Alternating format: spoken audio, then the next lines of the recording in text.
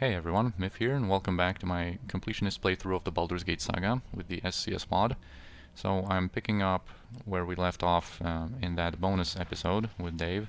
So just let me quickly loot some of these guys. We actually have a little bit more arrows from these Black Talon elites, but of course my inventory space did not improve at all. Yeah, they spent all of their cold arrows. Right, now we can loot Dave again. He has, of course, exactly the same stuff. So we've seen these letters.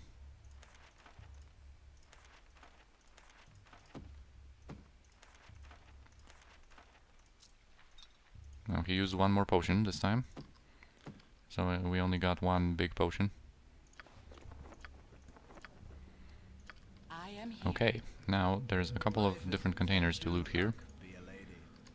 Oh yeah, I'm trying to use his thieving abilities, but of course he has his heavy armor on. And he can't open locks while he has that equipped. Oh, you failed, huh? I'm using Koran just for kind of convenience. He's going to end up with better... oh man. He's going to end up with... also with max, or almost max, open locks, I think, soon. Of course we have Imoen for now to take care of that.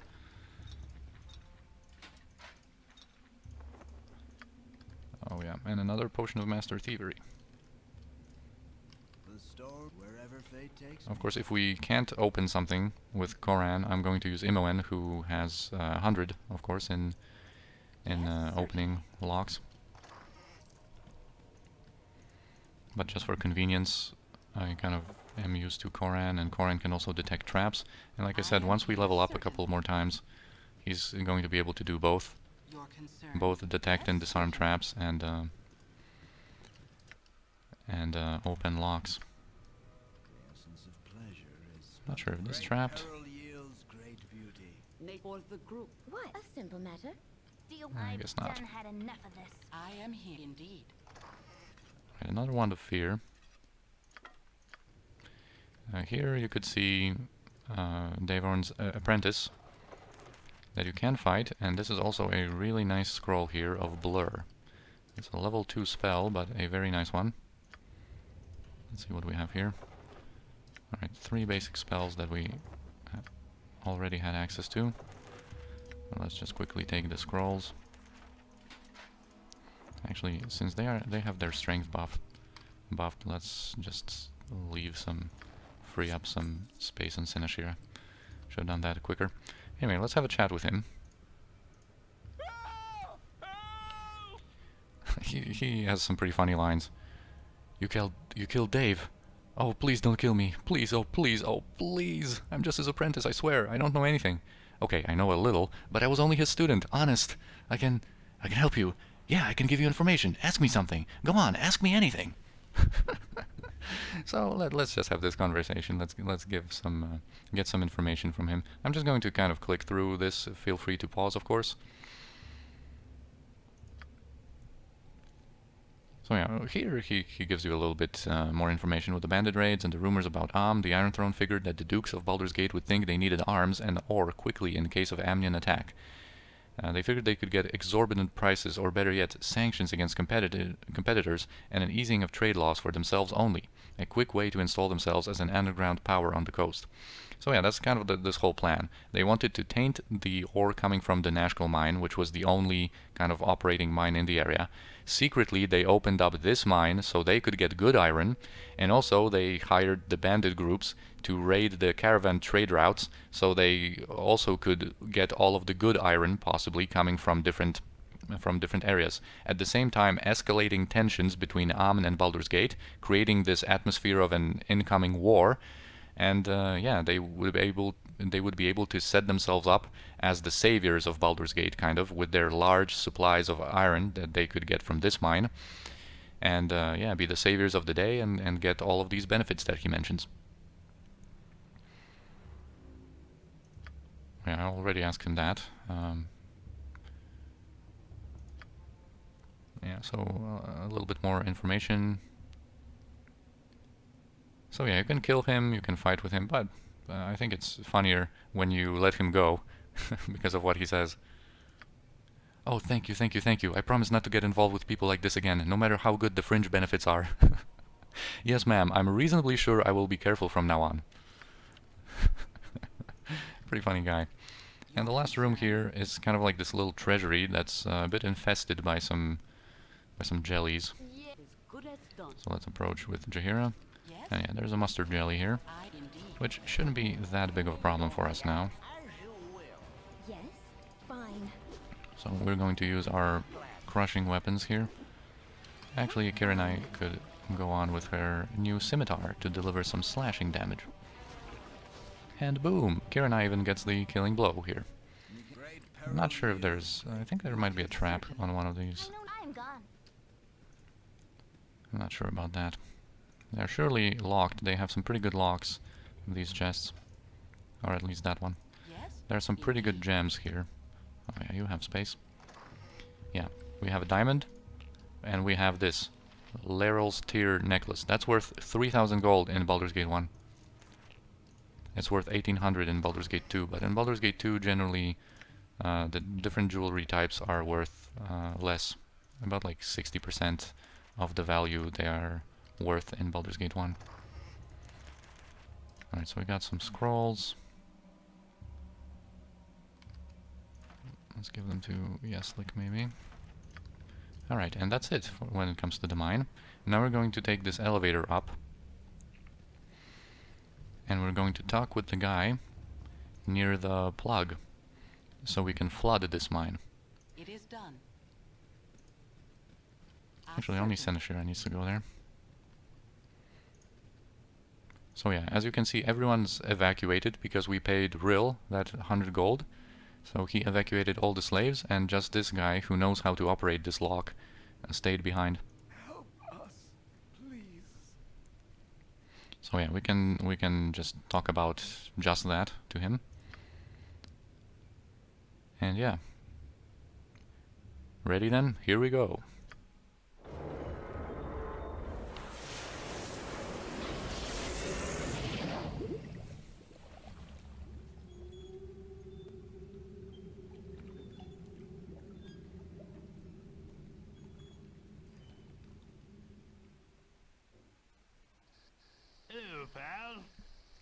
Alright, so we're outside now. The mine is flooded and unavailable anymore.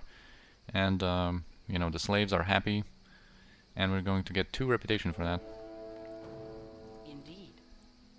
Alright, so Yeslick, of course, has some final thoughts about the whole thing.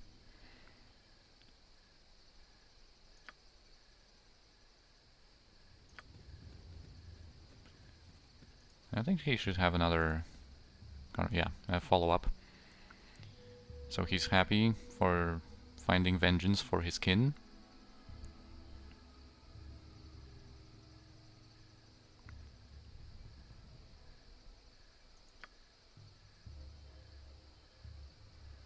Yeah, so a pretty grim outlook for the dwarves here.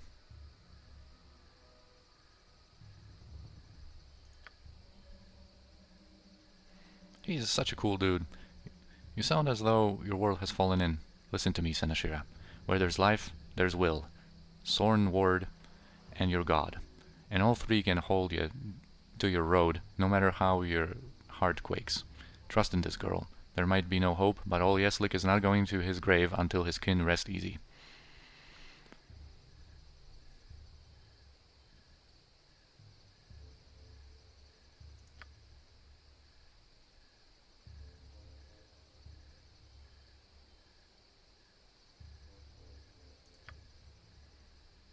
So this is pretty cool. You can have like an oath with Yeslick here. You help me find Realtar and his thugs, and let me take payment in his blood, and I'll swear in the name of Clangadin Twin Axes, in the name of Moradin Soulforger, and I invoke Lady Truesilver to witness me blood oath here, that I'll help you find this man, and I'll do everything I can to make sure he does not go unpunished. Deal? Fuck yeah, dude. Of course it's a deal. Love that one. Yeslick is my man, dude. such a cool character, and as you can see, the additions that the NPC project made to his conversations and everything are just so good. Actually, let's just teleport our guys here. And now begins a long journey home through the whole Cloakwood forest. Oh yeah, and I was about to explain my plan here. So now we have the bridge to Baldur's Gate open. So the city awaits us. But first, I think before we go do that, I am going to finish up this eastern part of the map. We're going to do quickly Ulcaster ruins and the Firewine Bridge ruins, and visit Golikin on the way. I'm going to do these maps, and I think only then we're going to go to Baldur's Gate. And then this whole goodness is going to be open to us.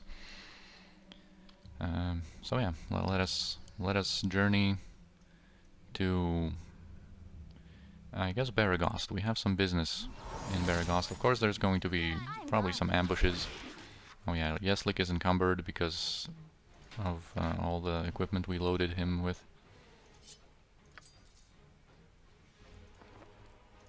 Alright, so let's Senashira take all that.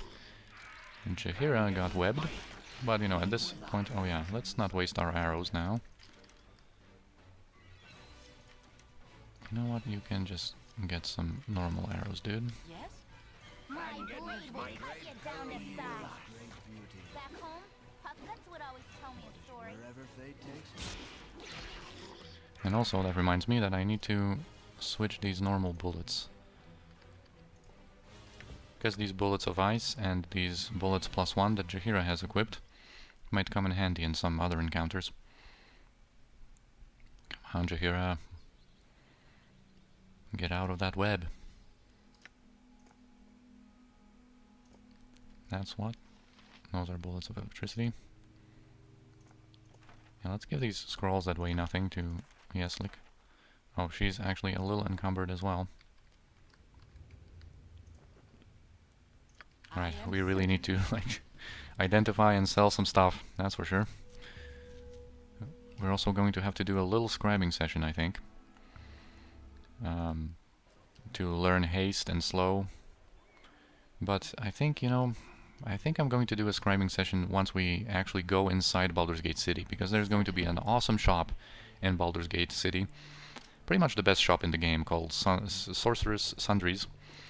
And in there we can get a lot of potions of genius, we can buy actually a lot of good scrolls, and then we're going to do a big scribing session, I think. Alright, so let's go first to the Jovial Juggler, and here's Gurkay. If you remember him from like one of the earliest episodes, he wanted that Cloak of Non-Detection from a bunch of Tasloi that stolen that from him. And actually, I still haven't talked about this Cloak of Non-Detection, and I would like to identify it, so maybe if Imoen levels up, she's going to get a little bit of lore. She gets another level 3 slot, which is really good. Some good saving throws, and another proficiency point, which I'm going to put in crossbows. And we might at some point get that crossbow of speed, and buy some good bolts for her, so maybe she's going to use some bolts in some specific situations. Anyway, now she has 25 lore. Maybe that's enough to identify it. Nope. You know what? Yes? Well, let's just talk to him, because we are going to be able to keep this cloak. So, as you can see, he's not mad anymore. He became famous. He became a tourist attraction, and he doesn't want that cloak anymore. So, we'll just get 300 experience for that. And we get to keep the cloak. Alright, I think, you know what? Let's just, before resting, let's go to the temple area and get our bounty for the wyvern head. And then there are a few places that we can sell the other wyvern heads. Don't touch me. I'm super important. Super important. Keldath Ormler gives us 2,000 gold for that wyvern head. Yeah, Koran is your man for the job.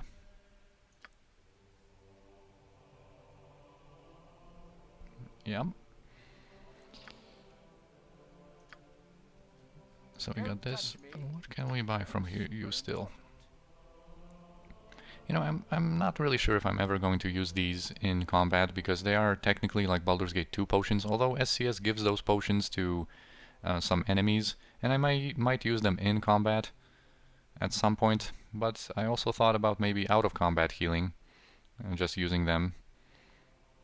We might buy some, although on the other hand I kind of want to save my money for the Sorcery Sundries purchase spree that we're going to do there for sure. I mean, Sorcerer Sundries is just such an awesome shop.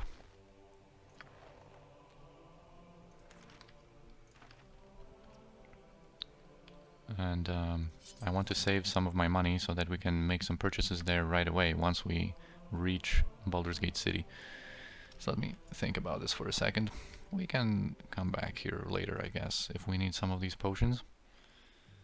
Alright, now let's go to Feldposts Inn, I think, and we're going to rest there once.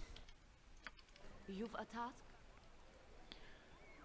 Alright, a banter between Jaheira and Imoen. Oh, that's also a pretty funny one. I mean Jaheira wants to give Imoen the talk when you come of age, I guess. But Imoen is like not ready for that yet. You will see that she has her thoughts occupied with different things. She's not at that level. Not at that stage yet. Yeah. This talk can wait for later. The most prolific adventurer must take some time to rest. Yeah, time to rest. And do I need to change anyone's spells? Now, in where we're going, we're not going to need Spell Thrust. And just yet, because first we're going to do Ulcaster's Ruins. And in Ulcaster's Ruins, I think I might actually go with, well, Flame Arrow it's not going to do so much damage right now. I want some single target damage spell, possibly. I'm not sure if I even want this Detect Illusion. We are going to change to some anti-mage spells once we go to the Fire and Wine Bridge, but then I think I'm going to rest once more.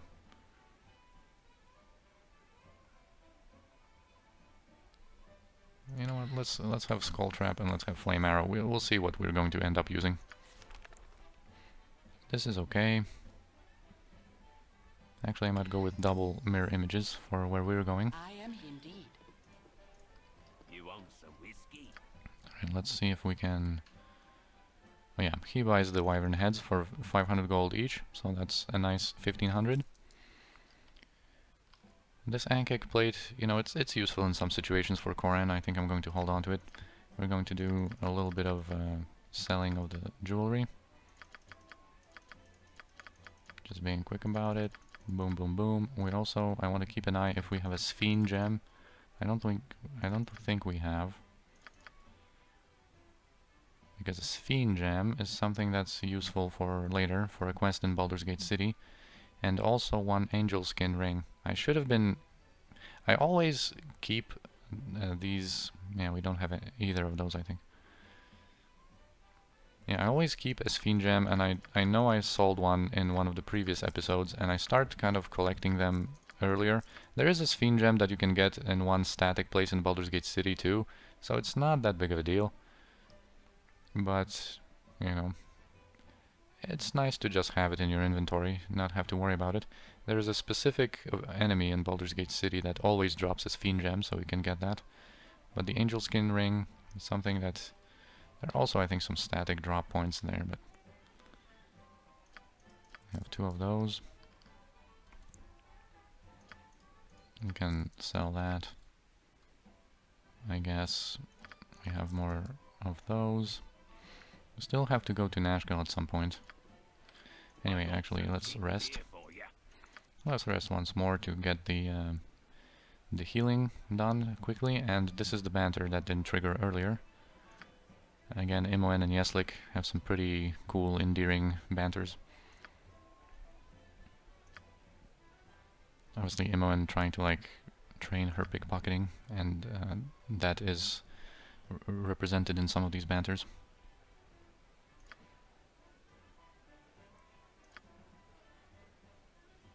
He's going to have mouse traps in his bedrolls.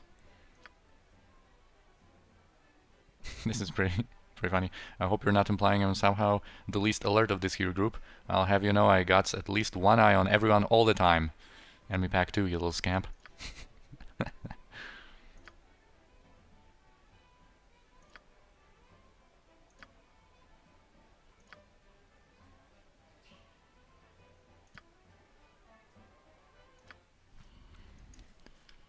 Yeah, cool stuff. And now, like I said, we're going to go directly to the Ulcaster ruins. I think we can quickly at least clear the outside of that map in this episode, and then in the next one maybe do the dungeon and then the Firewine bridge map. Alright, let's go directly there. Indeed. This map is a little bit empty, but there are still some things to do. There's plenty of like skeletons, there can be kobolds and hobgoblins. Yeah, kobold commando approaching from there. Such menial tasks. Let's just clear them out and By your yeah, Senashir I can clear out the skeletons, I guess. Oh, let's have Jaheira help her out. And let's have these ranged attackers deal with the kobolds. Yes? My blade will And you know cut what? you down to It size. seems like I need to buff up with shield. You need only ask. I am here. My blade will cut you down to size. My father was a miner, and my mother was a miner before him. Certainly. Yes, certainly. Keep on getting Anyone else here? He does. It is done. I should have done an identifying session and sell a lot of my stuff, huh? Which of course I forgot to do because I wanted to go straight to the action. Oh, she can now identify these leather armors +1 at least. Anyway, I have a couple of more inventory slots. I'm going to give this to Kiranai. We have a couple more slots. And there's not that much loot that we can't put into containers in Ulcaster ruins, actually. Because a lot of the loot in Baldur's Gate 1 doesn't come in the form of, like, you know, some super good weapons or armor or something, but a lot of the good treasures in Baldur's Gate 1 are actually potions and scrolls, and just in general consumable items. That is your prime loot. Indeed. So here's a con man You're rather outlandish. that wants to sell us a turquoise gem for 1,000 gold. Apparently claiming that it's, you know, a magical gem of true seeing, but it's not. So get lost, dude. And there's also a messenger on this map that we can have a quick conversation with. This is a pretty cool looking map, but when it comes to events, it's a little bit empty. If a tree falls in the forest, I am here. Kill the bastard what done it. Certainly. And there's also a group of hobgoblins here, and if you didn't do Zurlong's quest for the Boots of Stealth, they actually can drop them here too, as long as you did not do that quest, did not find the other Boots of Stealth. In the classic Baldur's Gate 1, you could actually get a second pair of these Boots of Stealth from these guys, but Enhanced Edition fixed that, so if you've already found the boots for Zurlong, these ones will not drop. And here's the messenger. Oh, stop running, dude. Let's just get a few basic arrows here.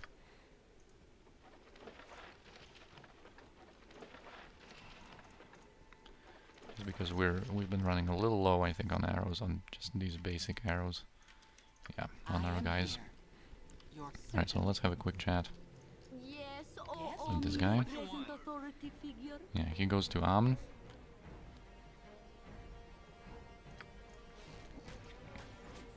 And just another character that you can get an idea what's going on in the world in general from. Yeah, this is a pretty cool looking like cliff map, but basically where we're headed is here. up this narrow passage. And there's, well, SCS basically does a lot of improvements to the Ulcaster's general area, I guess. Here we are going to meet a skeleton warrior, kind of like a proper skeleton warrior. He's level 15, called Icarid, and SCS improves that fight a lot. Because first of all, he has some really good stats. He has a really good armor class and really good thaco.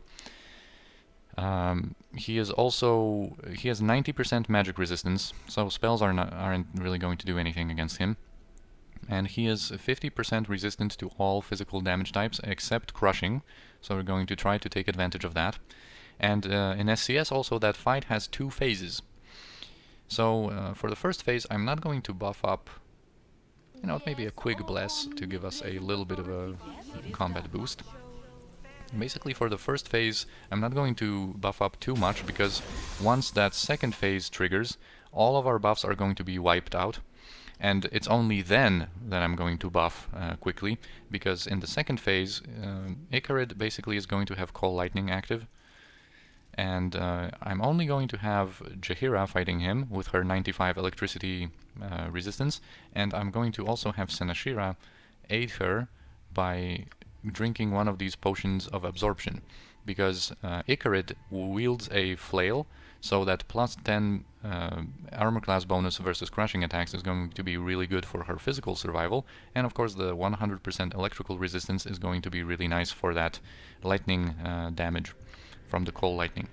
So first we're going to approach with Jaheira, I think, with some of our guys a little behind. Some more kobolds. So there's Icarid. Let's pull him a little bit here, I guess. Well, that's not going to happen, I guess. Let's get rid of these kobolds. Because we have that SCS component Dark Side kobolds installed, especially when you try to rest, but especially on the Firewine Bridge map, there can spawn like 20 kobolds, and I'm not exaggerating there. Just the numbers are pretty insane of these kobolds that can spawn.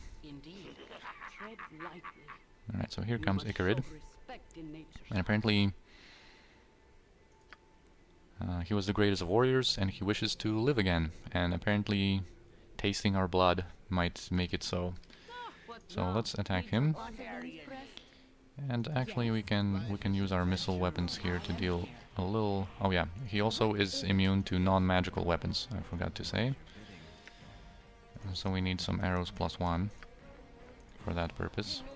And you know, Yeslick has a good armor class on his own. See, like Jaheira has a -5 armor class, and also gets another 4 against crushing attacks. So she essentially has a -9 armor class against him, and he still hits her with like every other attack or something like that. Because also I forgot to mention, he has 3 attacks per round, so he's really dangerous in melee. Of course, goes for Senashira right away, because he knows that she has the worst armor class. Alright, so now this is the second phase, added by SCS. This is pretty cool. Not yet am I defeated. Miracle, honor our pact, remember the blood I spilled for thee, aid me. So now it's kind of like nighttime and a storm. He gets drop on Holy Might and essentially Call Lightning. Yeah, that zaps Imoen right away, and our buffs are cleared out. So now Senashira is going to drink this potion, and we're going to approach with Jaheira, and we're going to back off with everyone else. Alright, so let's take care of him now.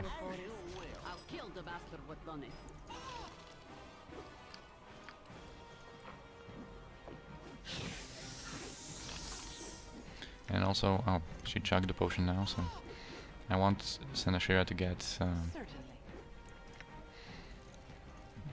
another buff from this shield, just so her general armor class is better. So now her general armor class is -4, plus that 10 bonus against crushing. She should be fine against Icarid. Of course, she's still vulnerable to crits. Yeah, so Call Lightning is ineffective on Senashira. And he should be alright. And this is pretty cool, you know, like this was like a magical night, And it's also kind of like as if time moved more swiftly here. This explanation is pretty cool. So it's not explained like completely what happened, but it's pretty cool. Like a little very cool idea they've had for Icarid to make this fight more interesting. And you know, if you're not prepared for his Cold Lightning, that can be a really devastating spell if you don't save against it. Imoen was kind of lucky because she saved against that, so she only received half of the damage, and a pretty low roll at that. Alright, so we got more skeletons to deal with. I'm going to change the normal arrows again. We really need to heal Seneshira, which we're going to do in a second. Even the most prolific adventurer. I'm just using my hotkeys to, you know, select who I'm going to heal. If you don't see me going like over their portrait or over here, it's because I'm sometimes using hotkeys to quickly assign the target. I probably should use my cursor. But anyway, because that time passed quicker, I think we are going to get fatigued. So I might rest here. I don't know. We might do the ruins actually with this slight fatigue. And also Yeslick leveled up in fighter, so he's level 5 and everything now. Gets a bit of a Thaco boost. And here are the ruins of the Ulcaster School of Magic. That was once a very famous school, like a couple of 100 years ago, before the events of Baldur's Gate. That was a famous school of magic. I think a conjuring school.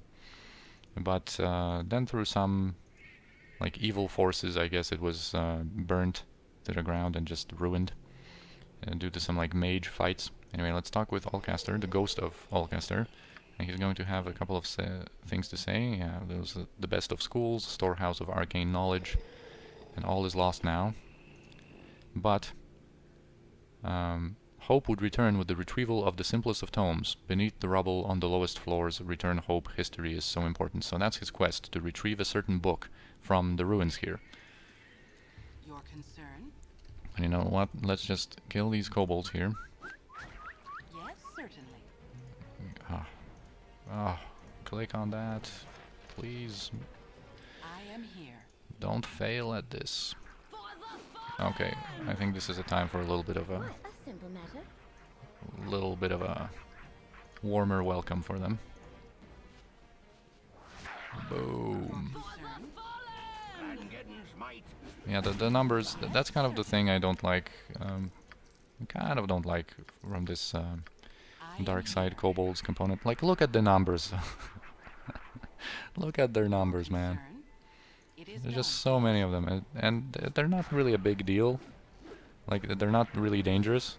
It's just that it's kind of tedious having to finish them off. Right, I think we only have like slight fatigue here, because not even all of our party members got tired. Only the lowest constitution ones. Alright, so I think we can also go without resting, because we pretty much have all of our spells, almost. So I think I'm going to do that in the next episode, though. We're going to delve deeper into this dungeon, clear that out, and then our next order of business is going to go to the Firewine Bridge and Golikin maps, clear that out, and then finally we will be able to go to Baldur's Gate City and see what that can offer us. So thank you for watching, and I'll see you next time.